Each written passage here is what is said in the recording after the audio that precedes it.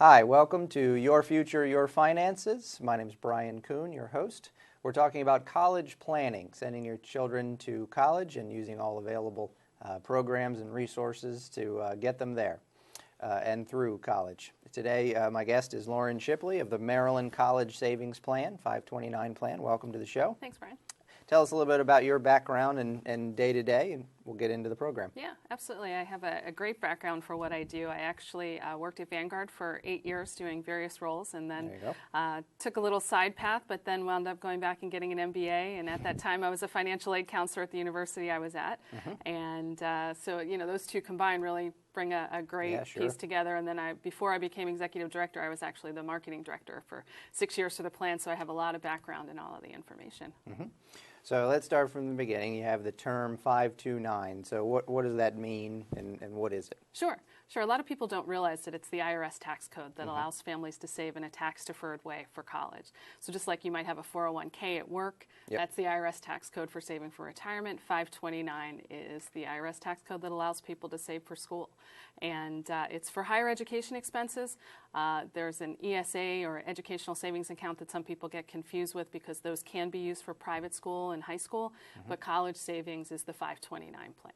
So, and it's higher education expenses, and there's kind of a liberal definition, at least in my opinion, of what that means, of what you can use the money for.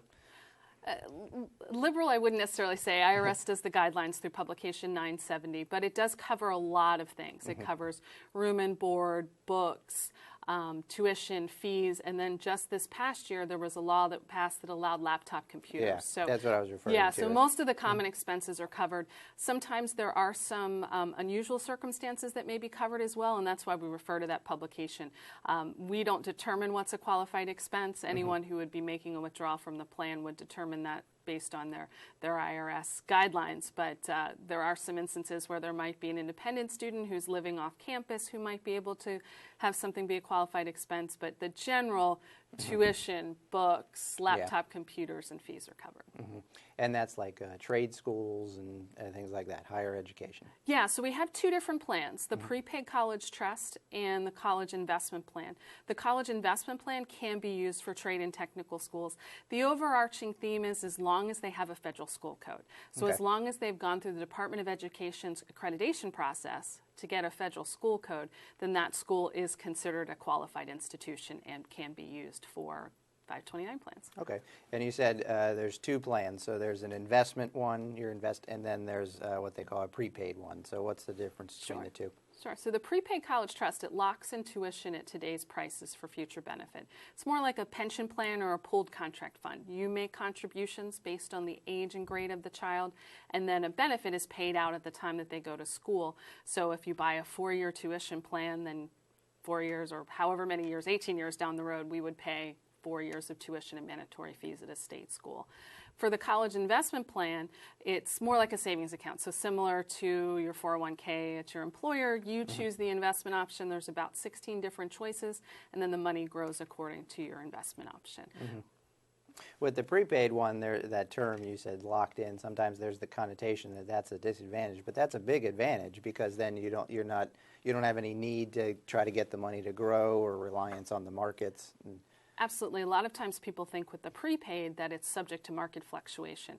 And it's essentially a contract between you and the state. You're agreeing to make payments and the state's agreeing to pay tuition costs, whatever they are in the future. So your investment return is what Maryland tuition increases over the years by. So it's not market-based. The Board of Directors does do investing in order to make sure that those benefits payments are theirs for participants in future years. But your benefit there is future tuition growth. So if Maryland tuition goes up by 20% since the time you purchased, then you're getting an additional 20% benefit. And that's Maryland tuition, but both plans, can they be used anywhere?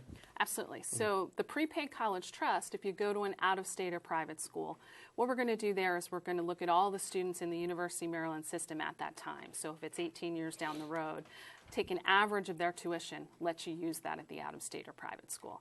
So sometimes people think that they're losing out, but you're getting an equivalent Maryland benefit. The challenge is that private or out-of-state schools are often more expensive. With the college investment plan, it can be used around the country at any federally accredited school. So again, that federal school code can be used across the country, and including trade schools, as you mentioned. Okay.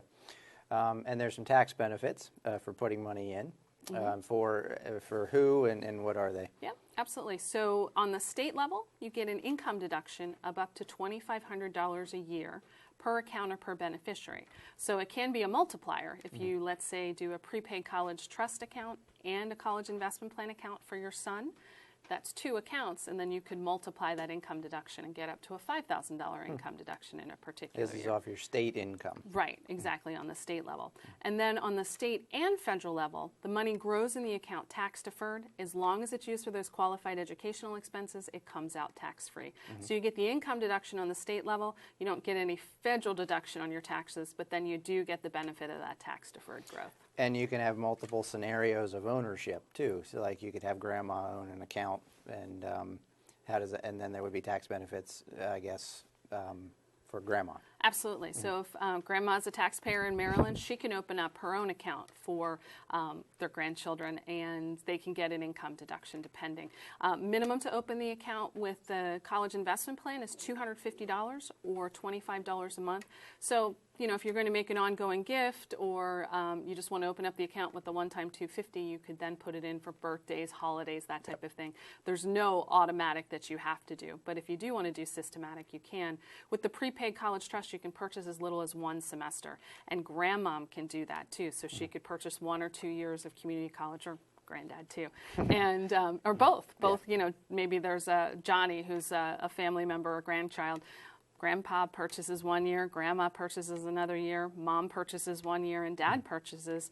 You've got the 4 years total, and then each of them, depending, can take up to a $2,500 income deduction. Whereas if they just give the money to mom and mom or dad opens the account, then that person gets it. Right. The way the Maryland law is right now is that only the account holder can get an income deduction. So if they gave a gift to mom or dad, unfortunately, grandmom wouldn't be able to get an income deduction.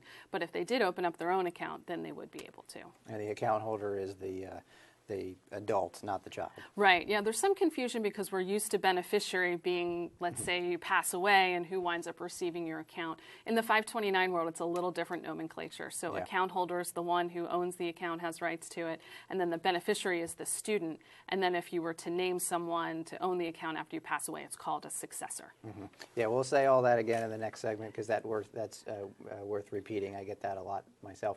We're going to take a break. We'll be right back. You're watching Your Future, Your Finances. My name is Brian Kuhn, your host. We'll be right back.